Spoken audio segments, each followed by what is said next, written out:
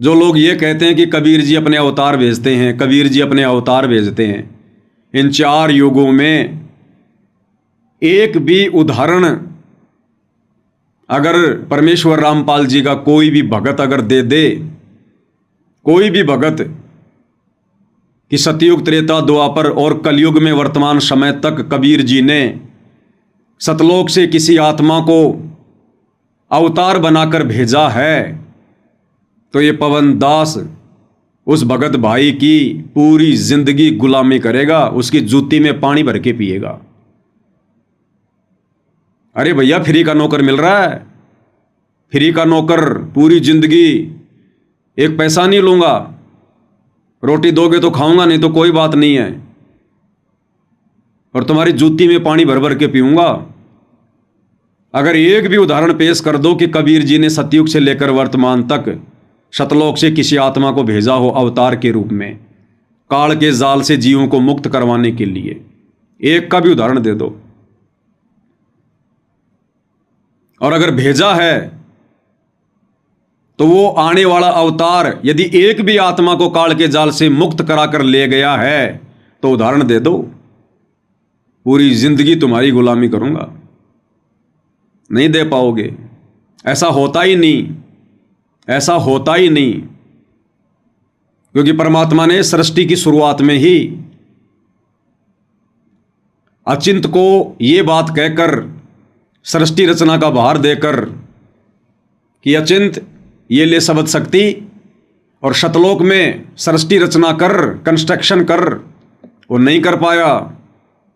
उसने अक्षर पुरुष को पैदा किया वचन शक्ति से, अक्षर पुरुष जाकर मानसरोवर में सो गया, अनंत युग बीत गए। लास्ट में परमात्मा ने कहा, क्या हुआ भाई, सृष्टि क्यों नहीं रची जा रही अचिंत? अचिंत ने हाथ खड़े कर दिए, बोले भगवान मेरे बस की बात नहीं है। वो अक्षर पुरुष गहरी निंद्रा में सो गया मानसरोवर में, और वो तो मेरे उठाने से उठ भी नहीं रहा, मेरे उठाने से उठ भी नहीं रहा।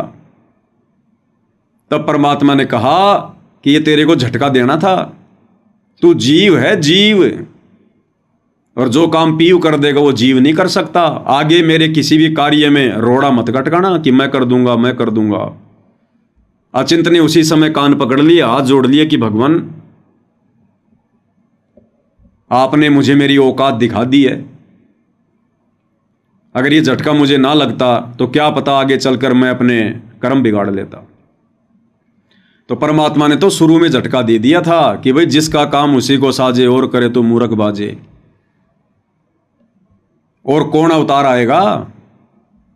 जब परमात्मा के 16 पुत्रों में से एक पुत्र उनका अचिंत, और जिसको शब्द शक्ति दी भगवान ने, सृष्टि रचने की सामर्थ्य दिया, वचन शक्ति दी, और उसके बावजूद भी वो सृष्टि नहीं रच पाया, इतनी शक्ति लेकर भी, और अपने द्वारा पैदा की गई आत्मा अक्षर पुरुष को वहां मानसरोवर से भी नींद में नहीं जगा पाया।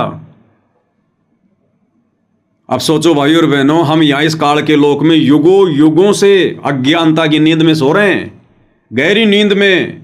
अरे वो अक्षर पुरुष तो मानसरोवर में आनंद की नींद में सो रहा था, और वहीं सतलोक में था। उस आनंद की नींद में सो रहे अक्षर पुरुष को भी सतलोक में वो अक्षर पुरुष नहीं उठा पाया, नहीं जगा पाया। तो आप और हम 16 संकोश दूरी पर इस काल के जेरे कुएं में अज्ञानता की गहरी नींद में सोए पड़े। तो परमात्मा का कौन सा अवतार है जो सतलोक से आकर हमारे को नींद से जगा के सतलोक ले जाएगा? इसलिए परमात्मा स्वयं अवतार बन के आते हैं, अपने आप को छुपाते हुए। और जब ये परमात्मा अवतार रूप में आते हैं तो ये किसी मां के गर्भ से नहीं आते। अभी आपने सुना कि परमात्मा अपने वचन से अपनी देही तैयार करते हैं, शब्द से अपनी देही तैयार करते हैं और लीला करते हैं। परमात्मा हमारी चरम दृष्टि को धोखा दे देते हैं